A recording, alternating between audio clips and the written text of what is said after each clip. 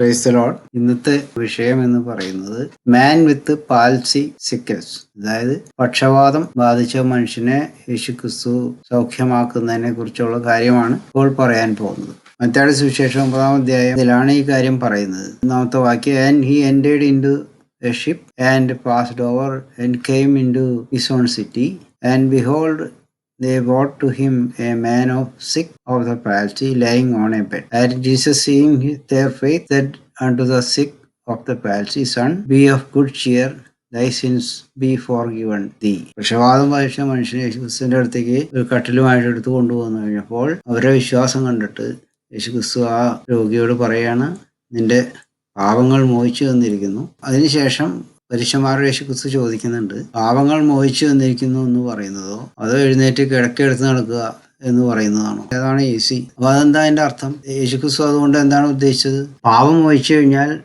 രോഗവും അവിടെ സ്റ്റോപ്പായി. ഇപ്പോൾ സംഭവിക്കേണ്ടതെന്ന് വെച്ചാൽ ഈ പാപം മോഹിക്കുന്ന ആൾക്ക് സ്വർഗത്തിന് ഉള്ളൊരു അവകാശം അവിടെ കിട്ടുകയാണ്. പാപമില്ലാത്തവർക്ക് സ്വർഗം അവകാശമുണ്ട്. അതേസമയം രോഗം മാത്രം മാറിയ ആൾക്ക് സ്വർഗത്തിന് അവകാശം ഉണ്ടായിക്കൊള്ളണമെന്നില്ല, പാപം മോഹിച്ചിട്ടില്ലെങ്കിൽ. ഈ മനുഷ്യന് അയാളുടെ പാപം കാരണമാണ് ഈ രോഗം വന്നതെന്നാണ് യേശുക്രിസ്തു പറയുന്നത്. അപ്പൊ ആ മനുഷ്യന് ആത്മരക്ഷയും കൂടി യേശുക്രിസ്തു കൊടുക്കുക ചെയ്തത്. അതാണ് ഈ രോഗശാന്തിയേക്കാൾ വലിയ കാര്യം. അങ്ങനെ വരുമ്പോൾ ഉള്ള ഗുണം എന്താണെന്ന് വെച്ച് കഴിഞ്ഞാൽ ആ മനുഷ്യന് രോഗം തിരിച്ചു വരില്ല. കാരണം മൊത്തം ശുദ്ധീകരിക്കപ്പെട്ട മനുഷ്യന് രോഗം രണ്ടാമത് വരില്ല. അതുകൊണ്ട് അയാൾക്ക് പിന്നെയും രോഗശാന്തിക്കായിട്ട് വരേണ്ട കാര്യമില്ല എന്നാണ് യേശുക്രിസ്തു പറഞ്ഞത്.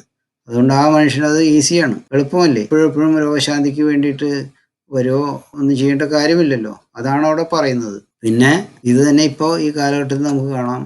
People go to some retreat centres and get healing of sickness.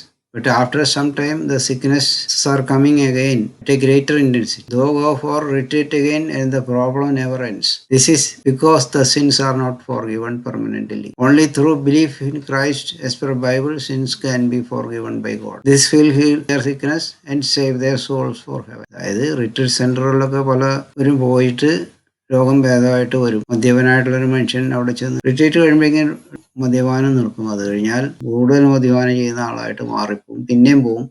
അതെങ്ങനെ കണ്ടിന്യൂ ചെയ്തുകൊണ്ടിരിക്കും. അതേസമയം യഥാർത്ഥത്തിൽ ഒരു മനസാന്തര മനുഷ്യനുണ്ടെങ്കിൽ മദ്യപാനമോ അല്ലെങ്കിൽ രോഗമോ എന്തോ ഉള്ളതെന്ന് വെച്ചിട്ടുണ്ടെങ്കിൽ അത് തിരിച്ചു വരില്ല. പിന്നെ തിരിച്ചു വരും. പരിശുദ്ധാത്മാവിനെ നഷ്ടപ്പെടുത്തിയാൽ അത് 7 ഇരട്ടിയായിട്ട് തിരിച്ചു വരും എന്നും ബൈബിൾ പറയുന്നുണ്ട്.